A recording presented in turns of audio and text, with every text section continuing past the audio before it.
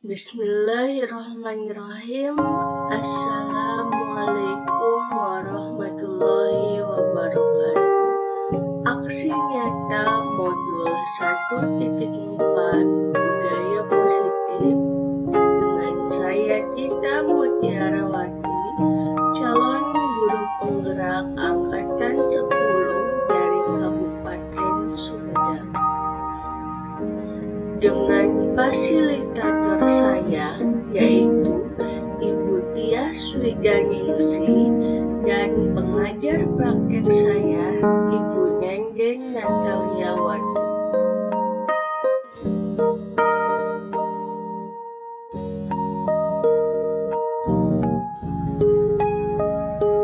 Latar belakang. Adapun latar belakangnya yaitu murid tidak suka peraturan karena selama ini jika murid melakukan pelanggaran maka akan mendapatkan hukuman atau cenderung akan mempermalukan diri sendiri. Kemudian ada tujuan aksi nyata. Yang pertama, menciptakan murid yang merdeka dan disiplin diri yang kuat. Kemudian, menumbuhkan budaya positif di sekolah dengan menumbuhkan kebijakan universal.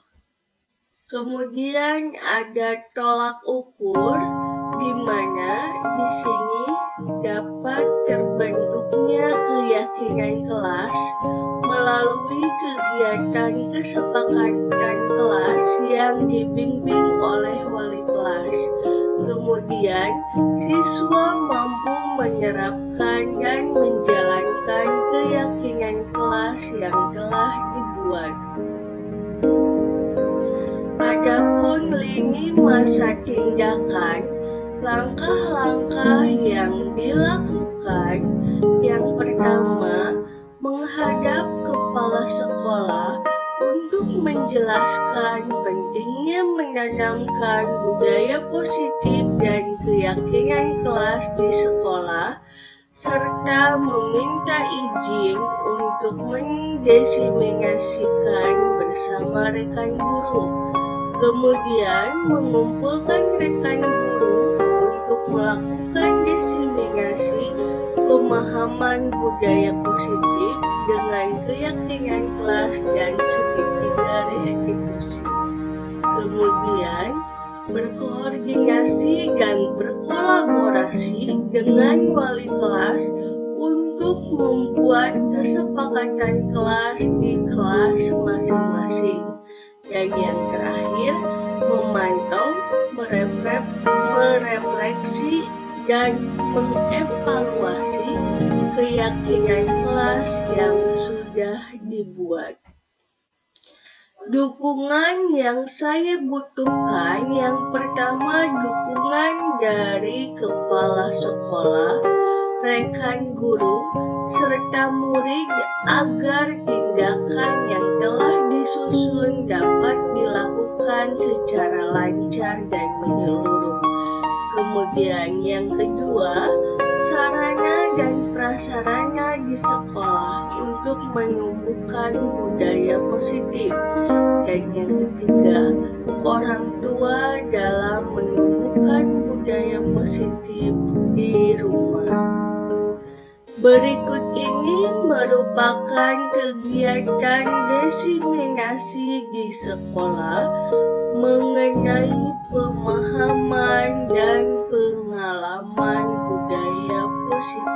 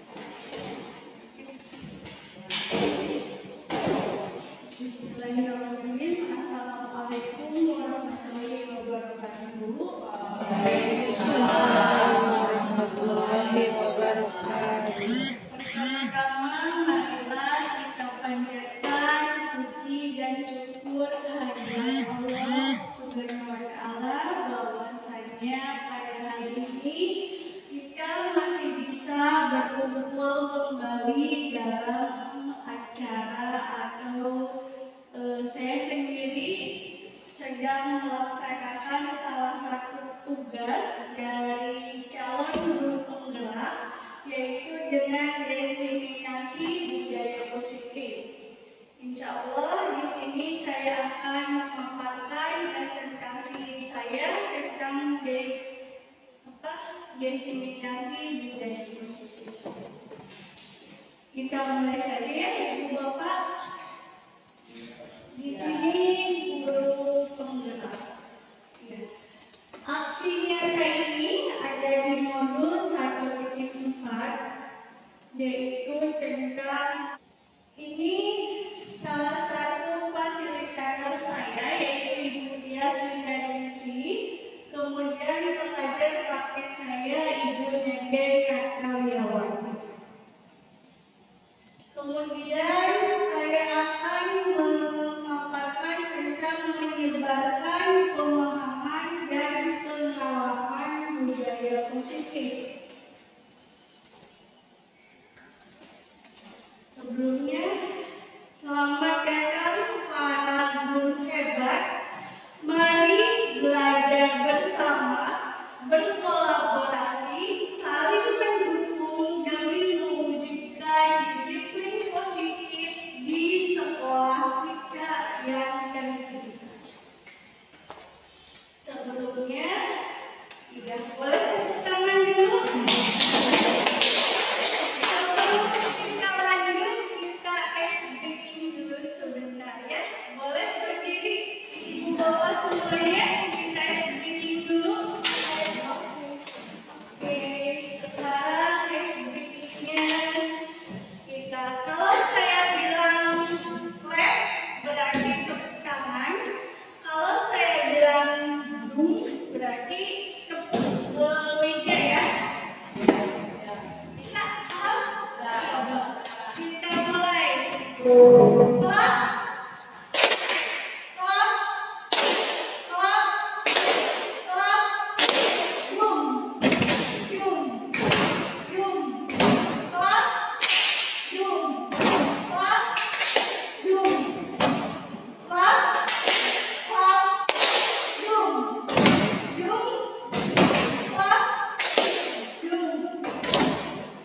Ya, terima kasih. Ada lagi, satu lagi, jangan dilanjutkan ya, pergi lagi. Kita SBI lagi, boleh dibuat dua baris, pasang, nggak apa-apa paling depan. Maka, Ibu boleh gabung Bu. Sekarang biar kita relate ya, karena hari sudah siang. Kita relate, silakan pegang pundak temannya.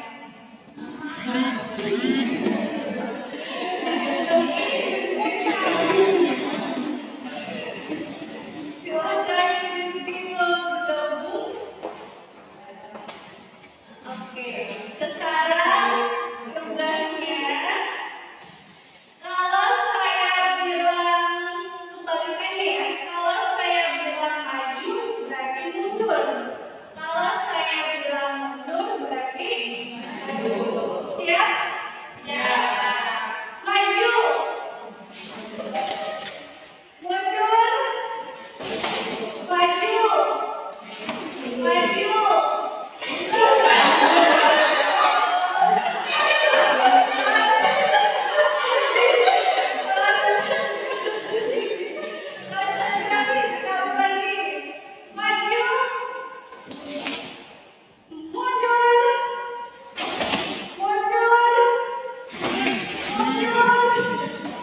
Maju.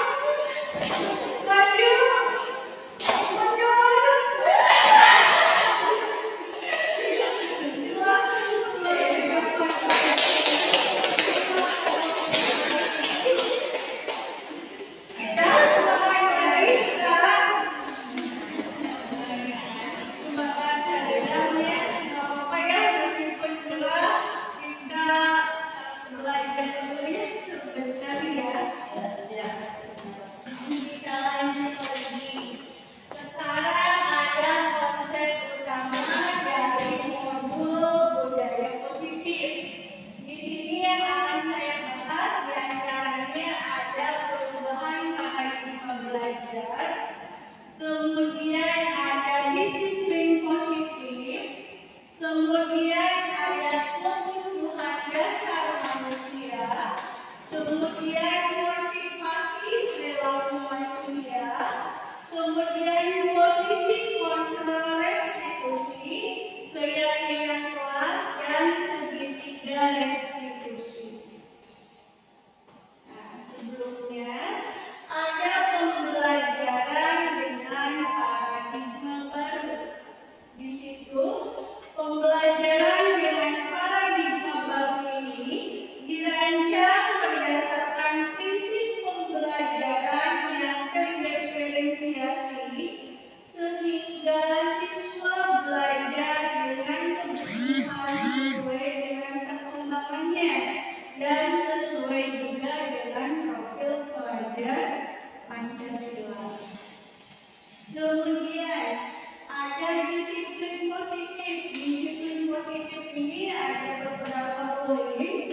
Yang pertama, dalam budaya kita, maka dari disiplin dimaknai menjadi sesuatu yang dilakukan oleh seseorang kepada orang lain untuk mendapatkan kepatuhan. Jadi kita cenderung lebih kenal disiplin itu dengan kata ketidaknyamanan, gitu ya. Terus yang kedua, sebagai pendidik, tujuan kita adalah menciptakan anak-anak yang memiliki disiplin secara dini, sehingga mereka bisa berperilaku yang mengacu pada nilai-nilai kebajikan universal dan memiliki motivasi intrinsik, bukan ekstrinsik. Kalau intrinsik itu saja apa? Ya, motivasi dari dalam diri siswanya atau murid. Kemudian yang terakhir ada disiplin positif, merupakan salah satu cara yang bertujuan untuk menumbuhkan kesadaran serta memberdayakan anak untuk melakukan sesuatu tanpa sokongan, ancaman, ataupun hukuman. Kemudian ada kebutuhan dasar manusia. Kita sebagai manusia kan mempunyai kebutuhan dasar ya. Kebutuhan dasarnya diantaranya pertama untuk bertahan hidup, yang kedua kasih sayang dan rasa diterima, yang ketiga penguasaan, dan yang keempat yaitu kebebasan. Kemudian ada motivasi perilaku manusia. Motivasi yang ditimbulkan dari diri seseorang secara sadar atau tidak sadar untuk melakukan suatu tindakan dengan tujuan yang tertentu. Misalkan yang pertama, menghindari ketidaknyamanan dan hukuman. Misalkan di sini ada contohnya, yaitu murid melakukan disiplin diri karena ia takut dihukum dan merupakan motivasi ekstrinsik. Contohnya apa?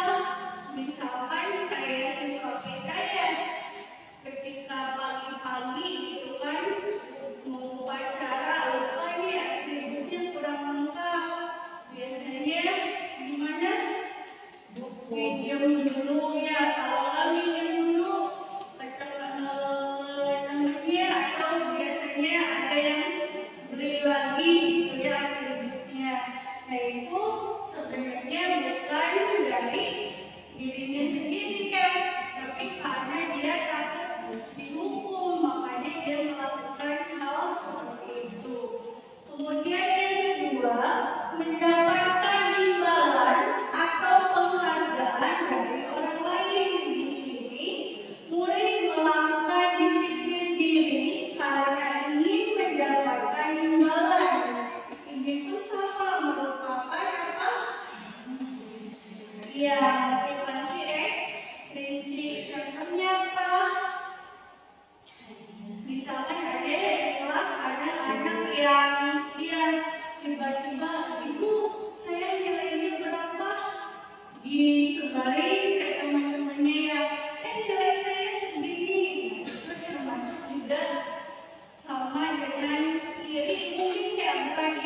sombong gitu ya, tapi lebih ke dia menampilkan apa yang misalkan tadi nilainya bagus, dia sombong bilang ke teman-teman semuanya, itu juga sama, berarti dia mengharapkan penghargaannya atau imbalan.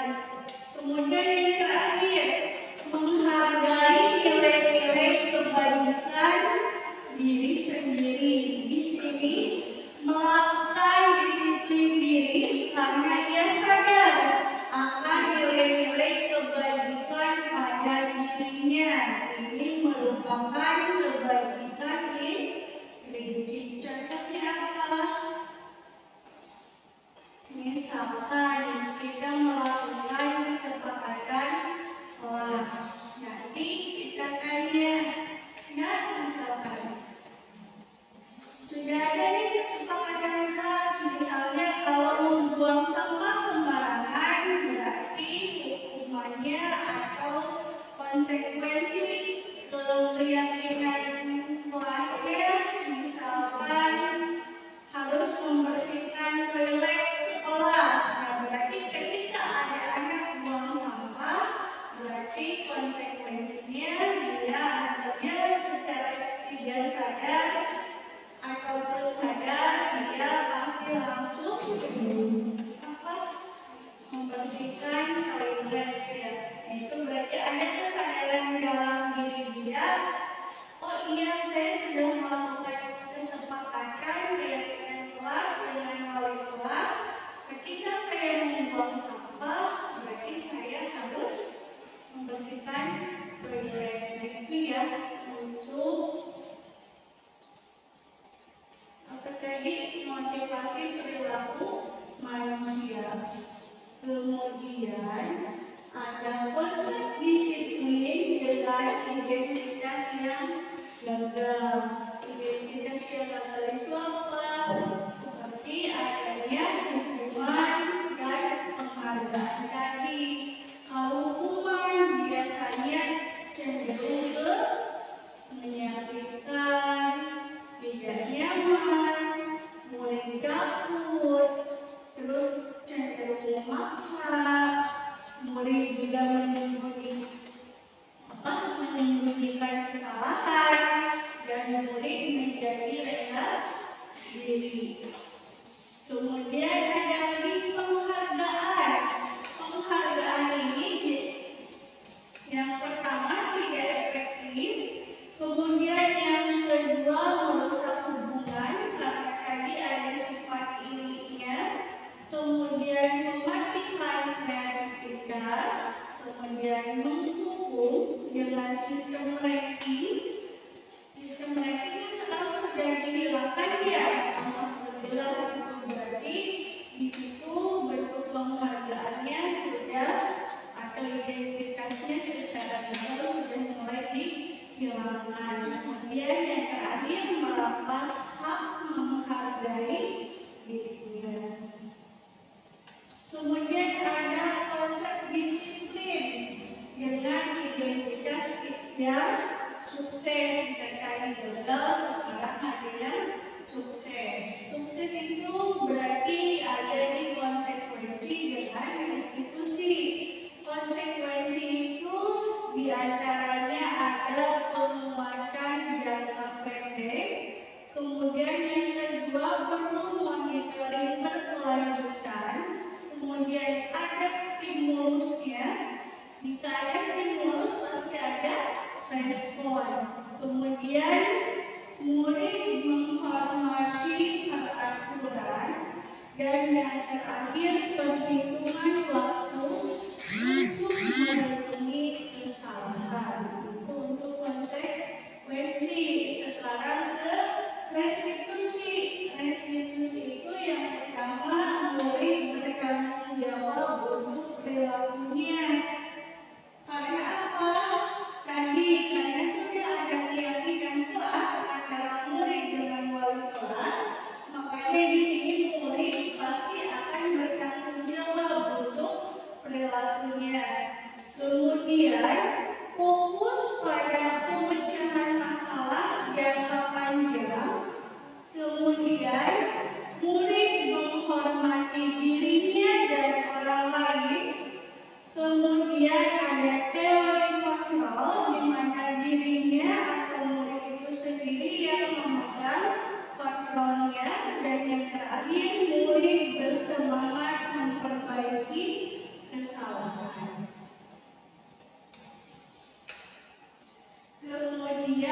kita lanjut ke konsep disiplin pendekatan restitusi. Di sini adalah sebuah cara untuk menanamkan disiplin positif pada murid, di mana pengertian restitusi itu dari belum saya singgung ya. Pengertian restitusi itu adalah proses menciptakan kondisi bagi murid untuk memperbaiki kesalahan mereka, sehingga mereka bisa kembali ke kelompok mereka dengan karakter yang lebih kuat. Ini menurut dosen tahun 2004. Kemudian ada ciri-ciri dari restitusi. Yang pertama, bukan menebus kesalahan, tetapi belajar dari kesalahan. Terus yang kedua, memperbaiki hubungan. Yang ketiga, tawaran bukan paksaan. Yang keempat, menuntut untuk melihat ke dalam diri siswa itu sendiri, kemudian mencari kebutuhan dasar yang mendasari tindakannya, kemudian lebih berfokus pada karakter bukan tindakan, dan yang terakhir menguatkan dan fokus pada solusi. Kemudian di sini ada perbedaannya, ada contoh kasusnya. Contoh kasusnya yaitu siswa sering tidak mengerjakan PR. Ini biasanya Selata yang pasti ada selalu. Yang pertama, misalkan kalau bentuknya hukuman, kira-kira Bapak sama Ibu maksudnya kemana? Hukuman ke konsekuensi atau ke restitusi? Jika hukuman, biasanya kalau siswa tidak mengerjakan PR, biasanya guru menghukum siswa dengan hormat penjara selama 10 menit atau guru marah dan murid menjadi takut. Itu yang namanya dalam bentuk hukuman. Tapi kalau konsekuensi, di sini guru memberikan konsekuensi untuk mengerjakan PR-nya pada jam istirahat atau dikerjakan sebanyak 3 kali lipat. Di sini guru tegas dan siswa menghormati peraturan. Itu konsekuen. Kalau restitusi, di situ guru menanyakan keyakinan kelas atau dirinya dan membantu siswa menyelesaikan masalahnya. Kemudian guru terbuka dan siswa menghormati dirinya dan orang lain. Jadi Ibu Bapak termasuk ke dalam mana nih selama ini? Apakah hukuman, konsekuensi, atau restitusi? Ada yang sudah mulai ke restitusi? Konsekuensi. Ya, sudah masuk ke restitusi. Kalau masih di hukuman, berarti harus dikembangkan lagi ya, biar sekarang sudah tidak ada lagi hukuman buat anak-anak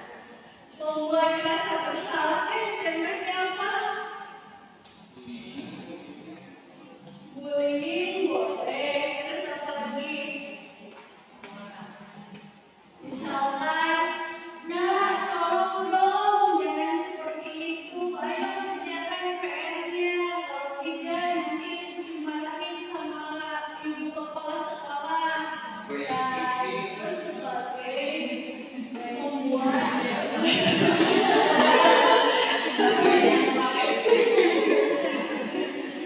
sedangkan jadi membuat kesalahan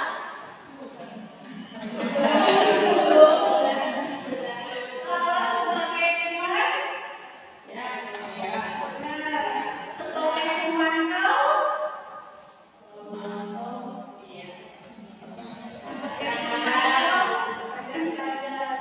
sebagai manajer, ada yang sudah menjadi manajer untuk anaknya, untuk peserta didiknya, ya usahakannya sekarang kita harus menjadi manajer untuk murid kita. Kemudian ada contoh penerapan 5 posisi kontrol. Di sini ada sebuah kasus, misalkan siswa tidak memakai atribut lengkap saat upacara bendera. Jika kita sebagai penghukum, maka bahasa yang kita keluarkan yaitu apa? Di sini patuhi adalah sekolah lalu berdiri di depan barisan. Atau tadi karena atributnya tidak lengkap, maka silakan ke depan. Hormat terhadap bendera. Itu kan masuk ke dalam hukum. Kalau membuatnya bersalah, pasti ibu bapak gurunya akan bilang, berapa kali bu guru ini harus memberitahu kamu gitu. Bu guru kecewa sama kamu, jadi anaknya merasa, aduh iya saya salah. Itu membuat mereka bersalah. Kemudian sebagai teman, ayolah yang tertib. Buat bu guru bangga, kali ini tidak apa-apa kamu salah. Sebagai teman. Tapi ketika sebagai pemantau, kamu sudah melanggar peraturan, kamu sudah melanggar peraturan apa gitu. Dan konsekuensinya, maaf, dan konsekuensinya harus kamu terima, gitu ya. Itu untuk pemantau. Tapi ketika kita sebagai manajer, maka apakah kamu tahu kesalahanmu? Kira-kira bagaimana kamu akan memperbaiki kesalahan itu? Berarti kita menawarkan sebuah solusi untuk anak itu ketika anak sedang melakukan kesalahan. Kemudian ada keyakinan kelas. Keyakinan kelas ini biasanya kita buat di awal semester ya Bapak Ibu ya. Ketika kita masuk ke kelas, di situ baru kita membuat sebuah keyakinan kelas dengan peserta didik. Di sini mengapa keyakinan kelas? Mengapa tidak peraturan kelas? Apa bedanya antara peraturan kelas dengan keyakinan kelas? Ada yang bisa jawab? Apa Rizky? Silahkan. Apa perbedaan dari keyakinan kelas dan peraturan kelas? Kalau keyakinan mungkin lebih kayak kesepakatan, jadi mereka itu yakin untuk bisa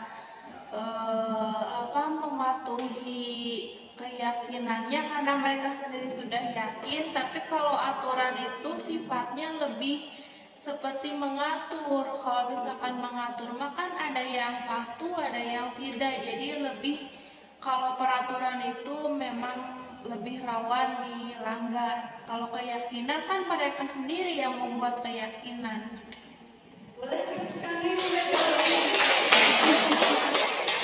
Iya, betul sekali ya. Kalau keyakinan kelas itu berarti kesepakatan antara kita sebagai pendidik dengan peserta didik. Berarti secara sadar mereka sudah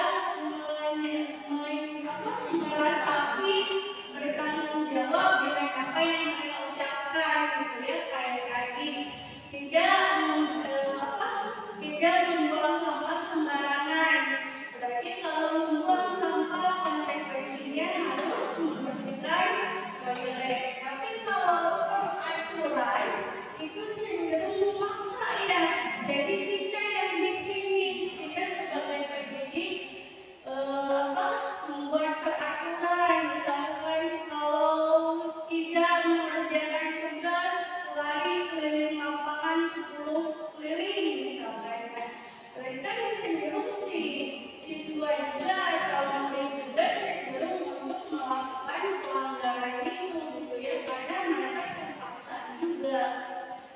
situ. Kemudian, mengapa kita memiliki peraturan tentang penggunaan helm saat mengendarai sepeda motor? Ada yang bisa jawab? Contoh lainnya, kalau tadi makan kasusnya yang saya utarakan itu tentang di kelas. Kalau sekarang misalkan peraturan lain gitu, tapi masih berkenaan dengan keyakinan keyakinan kita gitu. Misalkan tadi, mengapa kita memiliki peraturan tentang penggunaan helm? Ada yang bisa jawab?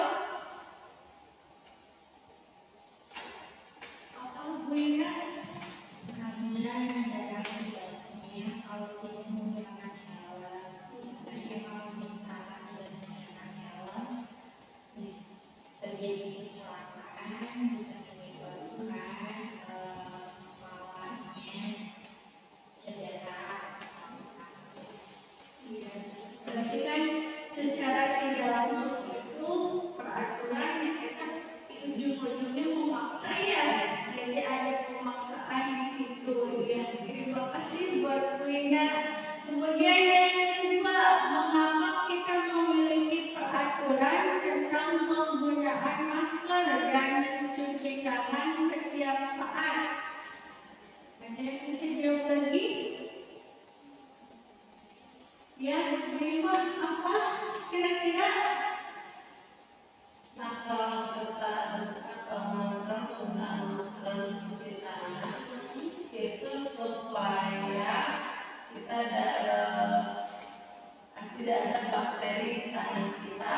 Kalau kita makan, kalau tangan kita posisi bersih, berarti bakteri tidak akan masuk dan kita tidak akan terhindar dari penyakit.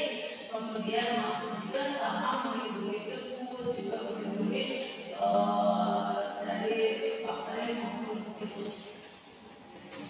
Dari kedua pertanyaan ini berarti lebih ke peraturan yang awalnya dengan paksaan itu yang terbaik buat kita, tetapi awalnya tetap memaksa. Beda dengan keyakinan kelas yang tadi dicontohkan ya. Di situ ada motivasi secara diri sendiri, ada prinsipnya. Iya, iya. Karena terpaksa sih. Kemudian di sini saya kegiatan membuat keyakinan kelas.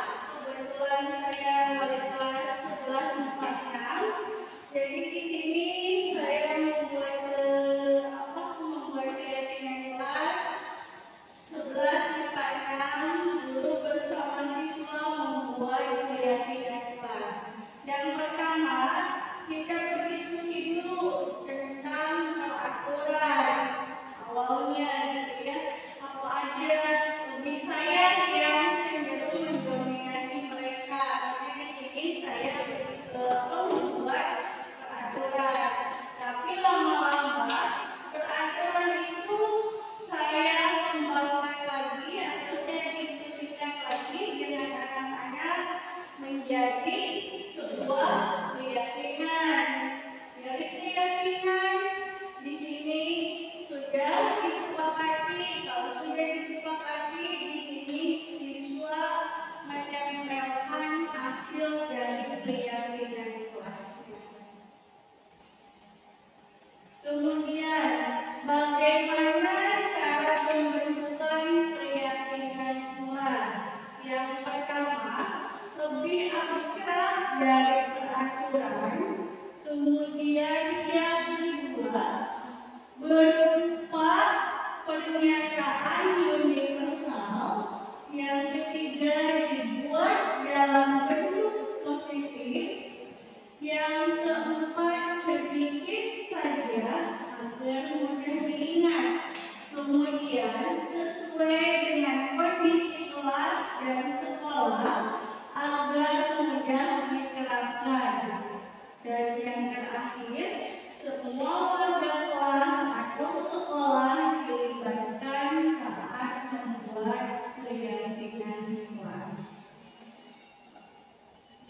Kemudian kita lanjutkan lagi ke segitiga restitusi. Segitiga restitusi ini yang pertama adalah menstabilkan identitas, di mana kita semua akan melakukan hal yang terbaik yang bisa kita lakukan.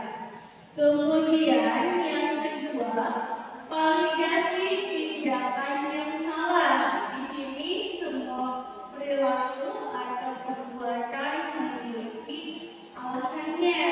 Dan yang ketiga, menanyakan keyakinan.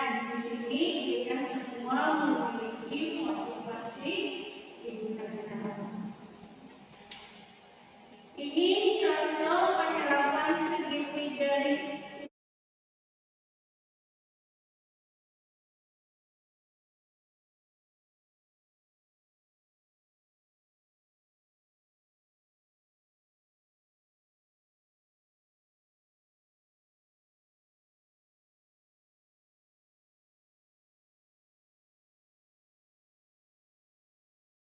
Ibu Bapak, kita kembali lagi ya. Sekarang ada salah satu contoh dari penerapan keyakinan kelas yang sudah saya buat dengan peserta didik saya atau murid saya yang bernama Semi. Selamat menyaksikan. Sedang ada di dalam hanya kira-kira menjadi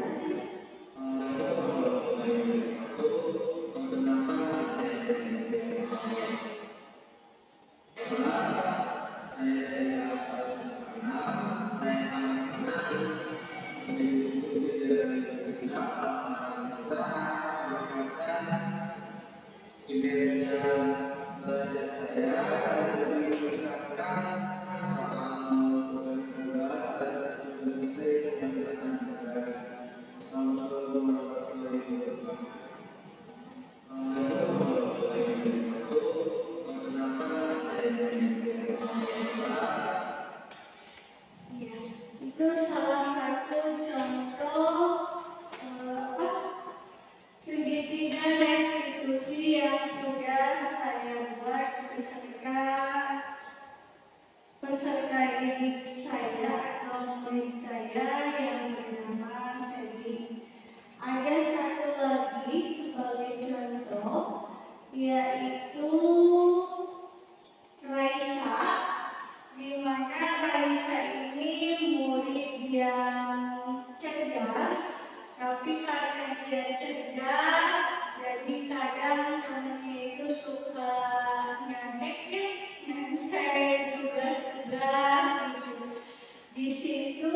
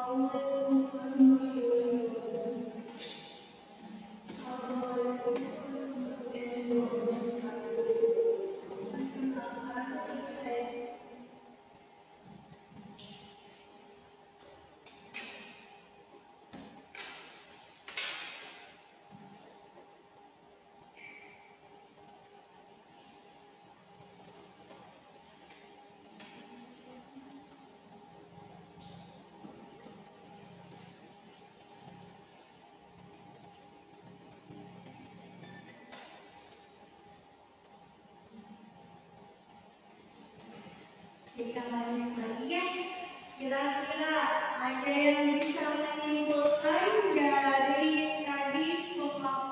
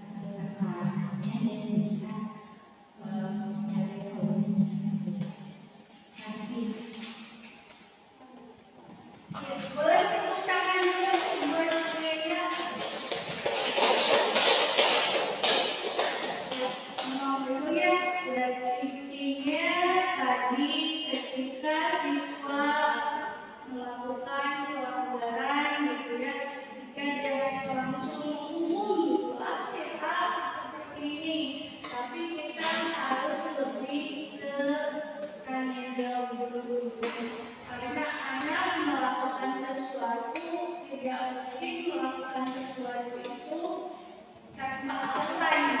Pasti ada alasannya kenapa anak tersebut berbuat seperti itu. Ya, betul sekali. Sekarang biar tambah semangat, boleh berdiri lagi. Kita breathing dulu sebentar.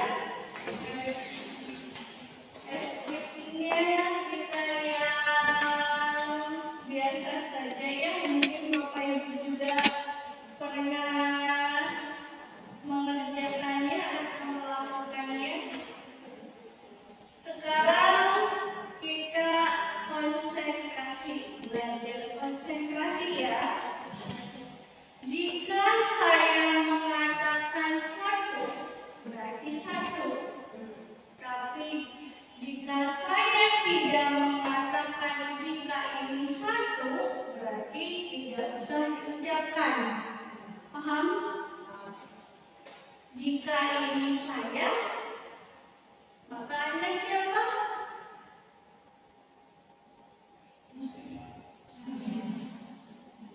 Ulangi lagi ya kata-katanya ya. Seperti kata-kata saya, jika saya berkata saya, maka ikuti kata saya. Tapi kalau saya tidak mengatakan jika saya, atau ya jika saya, maka tidak usah diikuti. Paham? Iya. Jika ini saya, diikuti. Ya?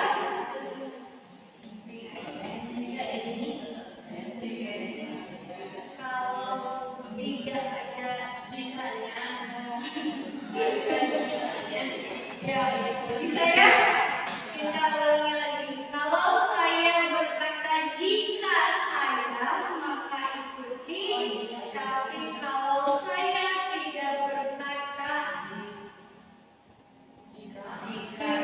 ya, berarti tidak usah diikuti.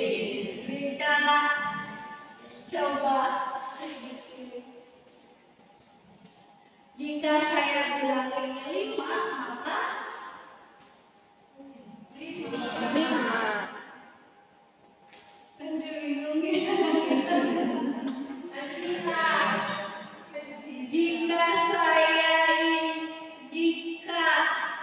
Jika ini 5, maka ini 5. Kalau ini 2,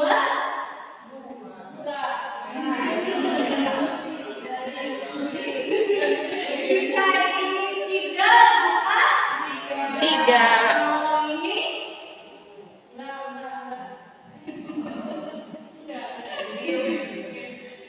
kalau ini mengepal, maka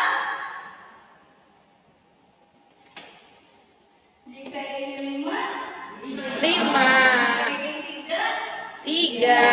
kalau ini jika ini 2. jika ini 5. kalau ini jika ini 5. kalau ini